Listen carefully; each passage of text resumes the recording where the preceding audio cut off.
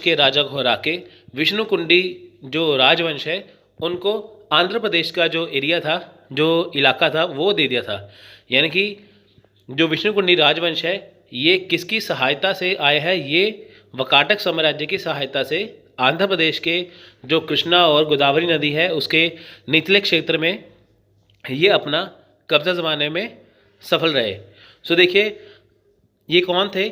ये वकाटक साम्राज्य से भूमि की देखभाल करते थे। यानी कि जो विष्णुकुंडी कौन थे? ये वकाटक साम्राज्य के अधीन थे, ये उसके सामंत थे। अब देखिए इसने 5वीं और 6वीं शताब्दी के दौरान डेक्कन के इतिहास में महत्वपूर्ण भूमिका निभाई। डेक्कन वाला एरिया वही आंध्र प्रदेश का जो एरिया था उसमें बहुत महत्वपूर्ण भूमिका निभाई थी। गोदावरी का क्षेत्र कलिंग स्वतंत्र हो गया। विष्णुकुंडी शासनकाल चालुक्य पुलकेशिन द्वितीय द्वारा पूर्वी दक्कन की विजय के साथ समाप्त हुआ। यानी कि देखिए विष्णुकुंडी जो शासनकाल था वो चालुक्य पुलकेशिन द्वितीय, ठीक है, जो देखिए जो पुलकेशिन द्वितीय है चालुक्य वंश के जो राजा थे उसके द्वारा देखिए जब दक्कन की जो पूर्वी दक्कन की जो विजय प्राप्त हुई थी उसके द्वारा ये समाप्त हो गया। यानी कि देखिए विष्णुकुंडी साम्राज्य किसके द्वारा खत्म किया गया? पुलकेशिन द्वितीय के द्वारा। पुलकेशिन ने विजय भूमि पर शासन करने के लिए अपने भाई कुब्जा विष्णुवर्धन को वायसराय नियुक्त किया। आखिरकार विष्णुवर्धन ने अपनी स्वतंत्रता की घोषणा की और पूर्वी चालुक्य वंश की शुरुआत की। यानी कि देखिए कि विष्णुकुंडी जो साम्राज्य था जो सलंक्यान के बाद आया था, तो विष्णुकुंडी साम्राज्य को किसने हराया? पुलकेशिन ने, ठीक है। उसके बाद देखिए क्या हुआ था कि जो विष्णुवर्धन है उन्होंने चालुक्य वंश की इसके बाद शुरुआत की। यानी कि विष्णुकुंडी के बाद कौन आए? चालुक्य। सलंक्यान आए, सलंक्यान के बाद कौन आए? विष्णुकुंडी। विष्णुकुंडी के बाद कौन आए यहाँ पे? पुलकेशिन। अब देखिए इसकी उत्पत्ति के बारे में देखिए कहाँ से ये आए थे। देखिए विष्णुकुंडी विनुकोंडा का एक संस्कृत नाम है। इनकी विष्णुकुंडी का संस्कृत में नाम क्या है? विनुकोंडा। राजवंश के प्रारंभिक शासक पश्चिम की ओर पलायन कर गए और वकाटक के तहत वे समंती दर्जा प्राप्त कर सकते थे। यानी कि देखिए इस राजवंश के तहत क्या था कि जिसके प्रारंभिक शासक थे, यानी कि जो पहली बार इसके शासक आए थे विष्णुकुंडी के, वो पश्चिम की ओर पलायन कर गए। यानी कि वो अपने पश्चिम की ओर चले गए। उसके बाद क्या हुआ कि वकाटक के तहत, यानी कि वकाटक वंश कौन सा वंश था? ये वो वंश था जिसने विष्णुकुंडी की हेल्प की थी, सहायता की थी उसका साम्राज्य स्थापित करने के लिए, ठीक है फ्रेंड्स। तो यानी कि देखिए जो विष्णुकुंडी थे ये अगर हम बात करें ऑफिशियल तौर पर ये वकाटक के ही सामंत थे। यानी कि सिंपल से यहाँ पे ये बात दर्ज होती है कि जो विष्णुकुंडी साम्राज्य था, विष्णुकुंडी वंश था, वो वकाटक का सामंत था। माधव वर्मा के शासनकाल के दौरान वे स्वतंत्र हो गए और सलंक्यान से तटीय आंध्र को जीत लिया और पश्चिमी गोदावरी के एलुरु के पास डेंडलुरु में अपनी राजधानी स्थापित की। अब देखिए माधववाल के शासनकाल के दौरान माधव वर्मा कौन है? ये विष्णुकुंडी के ही एक राजा है। तो देखिए इनके शासनकाल के दौरान क्या था, ये पूरी तरह से स्वतंत्र हो गए थे। स्वतंत्र मतलब ये पहले हरिसेन जो थे वकाटक वंश के राजा, उनके अंडर ही काम करते थे। अब ये पूरी तरह से स्वतंत्र हो गए और इन्होंने क्या किया, सलंक्यान के राजा को हराया। उनको हराने के बाद जो सलंक्यान का जहाँ पे आंध्र प्रदेश पे कब्जा था, आंध्र प्रदेश का देखिए एलुरु पे पहले कब्जा था सलंक्यान का, जो हमने पिछले लेक्चर में पढ़ा है ना कि सलंक्यान का कब्जा किस पे था? आंध्र प्रदेश के एलुरु पे। जब विष्णुकुंडी ने उनको हरा दिया सलंक्यान को, तो उसके बाद क्या हुआ कि एलुरु पर इन्होंने कब्जा कर लिया और अपनी राजधानी कैसे बनाया? डेंडलुरु को। कालक्रम देखिए फ्रेंड्स, ये बहुत इंपॉर्टेंट टॉपिक है, ये आपको कहीं नहीं मिलेगा। आप यूट्यूब पे सर्च करिए, गूगल पे सर्च करिए, आपको ये टॉपिक कहीं नहीं मिलेगा। ना तो इंग्लिश में मिलेगा ना हिंदी में, कहीं नहीं मिलेगा। इसलिए आप इसे अच्छे से करिए। ये दोनों मीडियम में वीडियो आएगा, हिंदी और इंग्लिश में, तो आप इसे ध्यान से कीजिए। बिल्कुल अपडेटेड टॉपिक, एग्जाम में इसमें से क्वेश्चन डेफिनेटली आएगा। सो देखिए कालक्रम देखते हैं इसका। देखिए विष्णुकुंडी शासनकाल सलंक्यान के अंत और 624 में पूर्वी चालुक्य शक्ति के उदय के बीच तय किया जा सकता है। इनकी अगर हम इसका बात करें तो जब सलंक्यान वंश का अंत हुआ उसके बाद से लेके 624 ईस्वी में ये पूर्वी चालुक्य शक्ति के उदय यानी कि सलंक्यान के अंत तक और चालुक्य जो वंश था उसके उदय होने से पहले जो इसका जो टाइम पीरियड था, यानी कि सलंक्यान के बाद और चालुक्य से पहले कौन थे यहाँ पे? विष्णुकुंडी।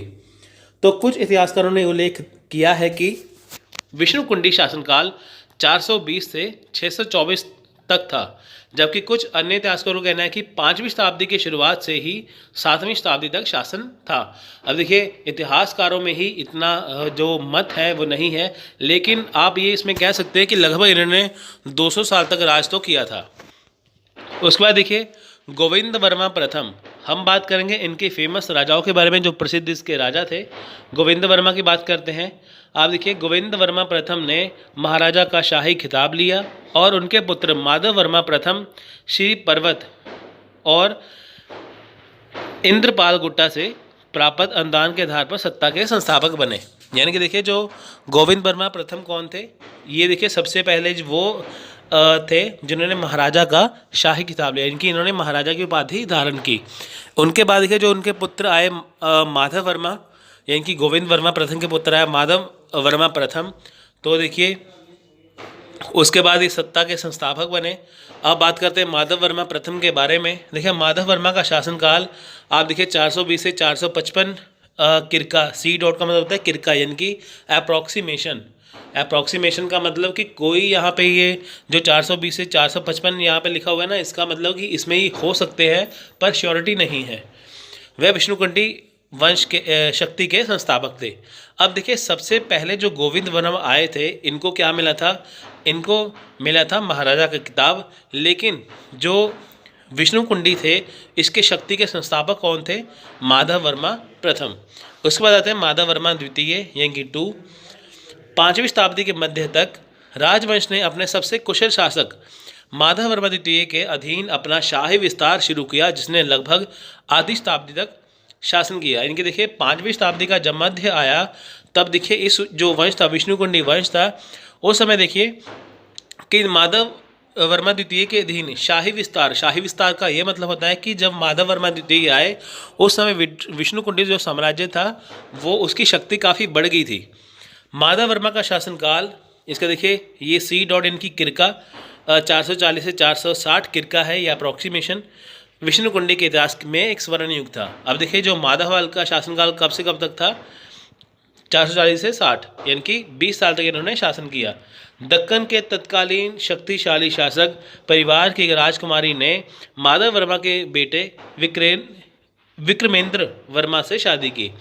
यानी कि देखिए जो दक्कन के तत्कालीन शासक थे उसके जो परिवार थे उसकी राजकुमारी, यानी कि देखिए दक्कन की जो जिनका शासन था दक्कन में, उसकी जो राजकुमारी है उन्होंने माधव वर्मा के बेटे विक्रमेंद्र से शादी की।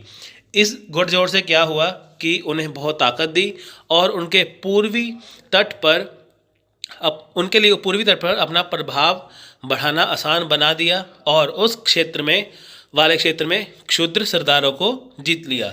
आप देखिए कि जब भी होता है ना कि जैसे देखिए मान लीजिए कि उस राजकुमारी ने उनसे शादी कर ली, अब उनकी पावर और इनकी दोनों की जो शक्तियां हैं वो बढ़ गई। उनकी वजह से क्या हुआ कि जो पूर्वी तट पर क्या हुआ कि जो विष्णुकुंडी का जो शक्ति थी वो और ज़्यादा बढ़ गई। ठीक है, शादी होने से क्या हुआ, विष्णुकुंडी की शक्ति और बढ़ गई। वहाँ पे जो शूद्र सरदार थे जिनका कब्जा था उस क्षेत्र में, इनको विष्णुकुंडियों ने जीत लिया। माधव वर्मा टू ने अनंत गोत्रिक के खिलाफ, यानी कि जो अनंत गोत्रिक है उनके खिलाफ अपने हथियारों का नेतृत्व किया, जो गुंटूर, तेनाली और अंगोल पर शासन कर रहे थे। संभवतः कांचीपुरम के पल्लवों के अधीनस्थ स्थिति का आनंद ले रहे थे। यानी कि देखिए इसका क्या मतलब है, देखिए थोड़ी सी टिपिकल लाइन है, इसमें क्या लिखा हुआ है कि जो माधव वर्मा द्वितीय थे इन्होंने क्या किया कि जो अनंत गोत्रिक के जो राजा थे इन्होंने उसको हरा दिया और उसको उस जगह से भेज दिया। यानी कि देखिए जो अनंत गोत्रिक है इनका गुंटूर, तेनाली, अंगोल पर शासन था।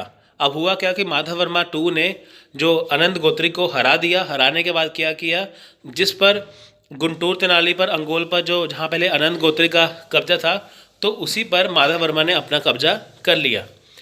अनंत गोत्रिका से इन क्षेत्रों पर कब्जा करने के बाद माधव वर्मा द्वितीय ने अमरपुरा को अपनी राजधानी बनाया। अमरपुरा क्या है, आज का अमरावती। अमरावती देखिए ये 2024 में देखिए अब राजधानी बनेगा आंध्र प्रदेश की। तो यानी कि कहने का ये मतलब है कि जो अमरावती देखिए आंध्र प्रदेश के विजयवाड़ा का एक इलाका है अमरावती। तो ये उस समय विष्णुकुंडी की राजधानी बना। इसे किसने बनाया था? इसे बनाया था माधव वर्मा द्वितीय ने। तो क्वेश्चन आ सकता है, बताइए कि जो अमरावती है तो विष्णुकुंडी वंश के किस शासक ने उसे अपनी राजधानी बनाया था? तो उसका नाम है माधव वर्मा द्वितीय। इसका पहले नाम क्या था? अमरपुरा। ठीक है, आप इसे याद रखिए, अमरपुरा या अमरावती कुछ भी आ सकता है।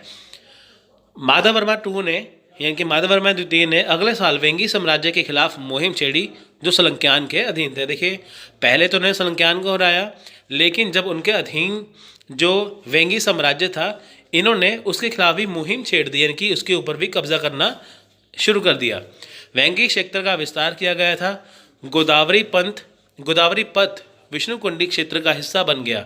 अब देखिए, जो गोदावरी का जो रास्ता था वो विष्णुकुंडी का हिस्सा बन गया।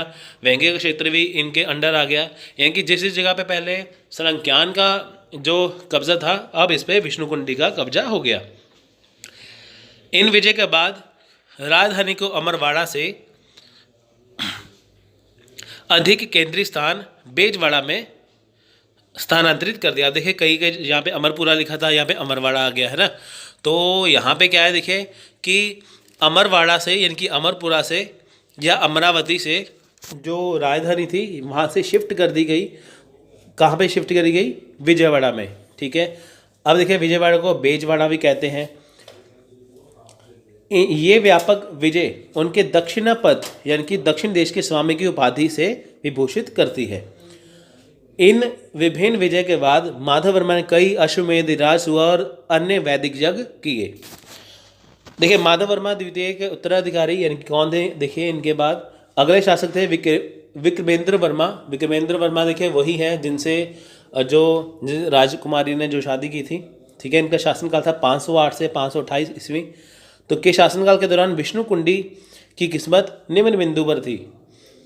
यानी कि देखिए, जो विष्णुकुंडी की किस्मत थी इनकी बहुत, यानी कि जब देखिए विक्रमेंद्र वर्मा जब इसके शासक बने तो वो कुछ इतने खास नहीं थे।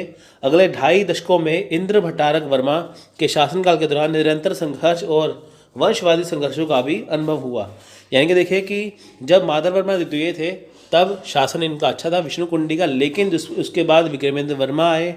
उसके बाद देखिए जो 2.5 दशक जो बीत गए जिसमें भट्टारक वर्मा आए, वहाँ पे क्या हुआ, उनके परिवार में एक होड़ मच गया, एक संघर्ष मच गया आपस में कि कौन आगे राजा बनेगा। इनकी परिवारवाद में ही उनका आपसी झगड़ा स्टार्ट हो गया।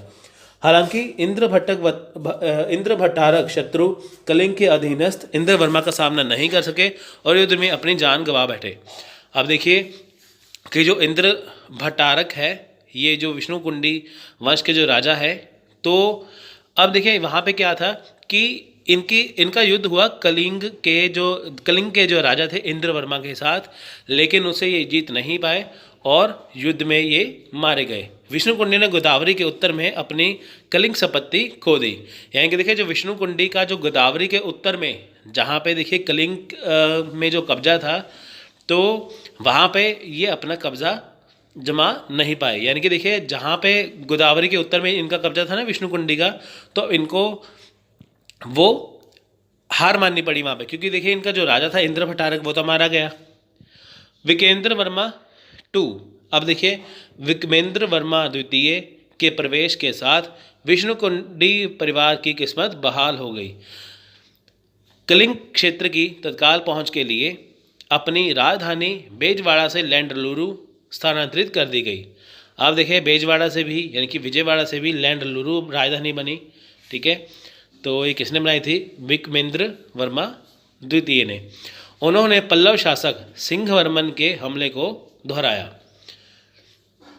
कलिंग क्षेत्र में विष्णुकुंडियों के भाग्य को बहाल करने के लिए वह पर्याप्त सफल था। यानी कि देखिए कि जब इंद्र भट्टारक थे जो कलिंग के जो शासक थे उससे हार गए थे, लेकिन जब विक्रमेंद्र वर्मा आए तो ये जो थे वे ये काफ़ी शक्तिशाली थे, तो उन्होंने कलिंग का जो क्षेत्र था ये जो गवा बैठे थे फिर से उसको हासिल कर लिया।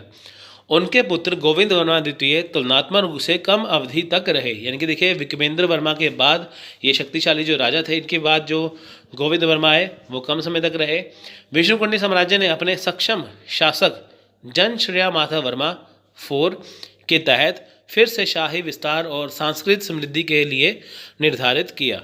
अब देखिए यहाँ पे क्या था कि जो माधव जो जनश्रेया माधव वर्मा है, ठीक है, उसके बाद क्या हुआ कि जो फिर से शाही विस्तार किया, फिर से शाही देखिए कि जो इनकी सांस्कृतिक समृद्धि थी, यानी कि जो विष्णुकुंडी परिवार की जो समृद्धि थी उसको फिर से बनाया गया। इस विवेकपूर्ण राजा ने वेंगी में अपनी स्थिति को मजबूत करने के लिए अपने प्रारंभिक वर्षों का शासन बिताया। उनके शासन काल के बाद के हिस्सों को और अनुगलग अनुलग का मतलब होता है संयोजन द्वारा चिन्हित किया गया। अब देखिए शासनकाल के बाद क्या कि जो हिस्से को, यानी कि जो बाद के जो हिस्से हैं शासनकाल के बाद, वहाँ पे क्या हुआ, यानी कि सीधी सी बात यहाँ पे करेंगे कि जो देखिए ये जो राजा है गोविंद वर्मा टू, उनके शासनकाल के बाद क्या हुआ कि जो उसके बाद का जो समय आया वो या तो युद्ध में बीता या तो संयोजन में बीता, या तो गठजोड़ हुआ या तो युद्ध हुआ। उनके बाद अपने 37वें वर्ष में उन्होंने अपने अधीनस्थ प्रमुख दुर्जा पृथ्वी महाराज के गुडादिश्व क्या है देखिए पूर्वी गोदावरी जिले में आधुनिक रामचंद्रपुरम जो एरिया है उसके विद्रोह को दबा दिया। माधव वर्मा चतुर्थ को अपने अंतिम वर्षों के शासनकाल में चालुक्य के आक्रमण का सामना करना पड़ा। देखिए ये माधव वर्मा जो चतुर्थ यानी कि 4 आए थे, इनके जो शासनकाल के जो अंतिम वर्ष थे, तो उस समय क्या हुआ, चालुक्य ने आक्रमण कर दिया। लगभग 616 तक पुलकेशन द्वितीय और उनके भाई कुब्जा विष्णुवर्धन ने अपने अधीनस्थ दुर्जे से विष्णुकुंडी और पिथापुरम क्षेत्र में वेंगी पर विजय प्राप्त की। अब देखिए सलंक्यान पर जैसे वकाटक के राजा हरिसेन ने हमला किया था, उनका शासन सलंक्यान का छीन के विष्णुकुंडी के दिया था, तो सेम वैसा ही हुआ। कहते हैं ना इतिहास फिर से दोहराता है, तो ऐसा ही हुआ। जब विष्णुकुंडी का राज आया, जब इनका अंतिम वर्ष आया, तब चालुक्य ने इनके ऊपर हमला कर दिया और इनसे भी अपना शासन छीन लिया। तो विष्णुकुंडी के बाद देखिए कि जो पुलकेशिन द्वितीय और उसके बाद जो कुब्जा विष्णुवर्धन थे, इन्होंने वेंगी पर विजय प्राप्त कर ली। वेंगी वही एरिया है जो विष्णुकुंडी के अधीन था। अपने 48वें पुनर्जन्म वर्ष में, यानी कि देखिए कि आप जन्म वर्ष भी कह सकते हैं, 621वें माधव ने अपने इलाकों से चालुक्य को हटाने के लिए संभवतः गोदावरी को पार किया। हालांकि वे युद्ध के मैदान में अपनी जान गंवा बैठा। यानी कि देखिए 48 साल की उम्र में क्या हुआ कि इन्होंने चालुक्य को हटाने के लिए कोशिश की, यानी कि बहुत कोशिश की, इनका राज्य बच सके, लेकिन ये युद्ध में मारे गए। उनके पुत्र मंचन भट्टारक को भी चालुक्यों ने निष्कासित कर दिया था। इस प्रकार विष्णुकुंडी शासन को 600 करीब के लाया गया। देखिए यहाँ पे ये इसका सिंपल है मतलब है कि उस समय क्या हुआ कि जो मंचन भट्टारक थे, यानी कि जो विष्णुकुंडी वंश के जो राजा थे, चालुक्य ने उनको भी हरा दिया। विष्णुकुंडी राज देखिए इनके पास क्या था, इनके पास देखिए 3 महत्वपूर्ण शहर थे, एलुरु, अमरावती और पुरानी संगम। शासन प्रबंध की बात करें, देखिए प्रशासन सुविधा के लिए साम्राज्य को कई राष्ट्रों विषयों में विभाजित किया गया। अब देखिए प्रशासन को आसानी से चलाया जाए, इसके लिए क्या हुआ कि साम्राज्य को कई राष्ट्रों में बांटा गया, कई विषयों में बांटा गया। जैसे होता है ना आजकल कि एक देश को चलाने के लिए स्टेट को चलाने के लिए, राज्य को चलाने के लिए जिलों और गाँवों में बांटा जाता है, तो पहले ही ऐसा ही था। लंबा राज्य चलाने के लिए उसको कई विषयों में बांटा जाता था, उनके लिए सामंत रखे जाते थे। शिलालेखों में पालकी राष्ट्र, कर्म राष्ट्र, गुदादी, विषय आदि का उल्लेख है। माधव वर्मा तृतीय ने शाही परिवार के सदस्यों को राज्य के विभिन्न क्षेत्रों के लिए वायसराय के रूप में नियुक्त किया। अब देखिए वायसराय तो आप सोच रहे होंगे ये तो अंग्रेजों का नाम था। देखिए यहाँ पे नाम वायसराय का मतलब क्या होता है कि जैसे कोई राजा हमला करता है किसी राज्य के ऊपर, वह खुद वहाँ पे रह नहीं सकता, वो अपना एक गवर्नर छोड़ जाता था वहाँ पे, तो उसे बोलते थे वायसराय। ठीक है, वैसे वायसराय का मतलब ये होता है कि राजे के परिवार का ही एक शाही आदमी। तो आप ये देख सकते हैं यहाँ पे, तो विभिन्न राज्यों में क्या था, इन्होंने अपने अपने वायसराय यानी कि अपने अपने जो कहते हैं ना कि जो अपने अपने जिम्मेदार जो शासक थे उनको छोड़ा गया था। अब देखिए जैसे मान लीजिए कि विष्णुकुंडी राजवंश के जो राजा हैं, उनके जो रिश्तेदार हैं, सगे संबंधी हैं, तो उनके बीच में ये अपने राज्य को बांट देते थे। यानी कि अगर इनका राज्य ज़्यादा बड़ा है तो उस राज्य को अच्छे से चलाने के लिए, उसकी देखरेख के लिए ये उनमें क्या करते थे, उनको जिम्मेदारी देते थे उस जगह को देखने के लिए। न्याय के प्रशासक में राजा अपील का सर्वोच्च न्याय था। ये देखिए, न्याय के रूप में अगर हम बात करें तो राजा जो था वो सर्वोच्च न्यायालय के रूप में था। विष्णुकुंडी शासकों ने विभिन्न अपराधों के लिए विभिन्न प्रकार के दंडों की स्थापना की। वे अपने निष्पक्ष निर्णय और न्याय की उच्च भावना के लिए जाने जाते थे। अब देखिए, सेना की बात करें यहाँ पे, देखिए इनके पास सेना थी जो 4 गुना विभाजन शामिल था इनकी। देखिए, इनकी जो सेना थी 4 भागों में बटी थी। हाथी वाली सेना थी, रथ सेना थी, घुड़सवार सेना थी और पैदल सेना थी। हस्तिकोसा हाथी बलों का प्रभारी अधिकारी था। हस्तिकोसा कहते हैं हाथी बल, यानी कि जो हाथियों की सेना थी उसका जो हेड था उसे कहते थे हस्तिकोसा। और वीरकोसा भूमि सेनाओं का प्रभारी था। इनके देखिए जो पैदल सेना थी, जिनकी जो भूमि पर लड़ती थी सेना, उसका प्रभारी क्या कहते हैं उसे, वीरकोसा। तो क्वेश्चन आंसर तब बताइए कि हस्तिकोसा क्या है और वीरकोसा क्या है। इन अधिकारियों ने राजाओं की ओर से भी अनुदान जारी किया। देखिए, टैक्स की बात करते कर के बारे में, भूमि राजस्व के लिए देखिए संग्रह के लिए अच्छी तरह से संगठित प्रशासनिक तंत्र हो सकता है। अग्रहा गांव को कर में छूट मिली। पुरातत्वविदों द्वारा विष्णुकुंडी शासकों के 16 प्रकार के सिक्के पाए गए। अब देखिए, किसी भी शासक के अगर हम जो उसके शासन के बारे में जानना हो, किसी भी वंश के बारे में, सबसे पहली बात है कि हम उसके सिक्कों को उससे हम आसानी से पहचान सकते हैं। सिक्कों से ही पता चलता है कि जो राजा था वो कौन से धर्म को अपनाते थे।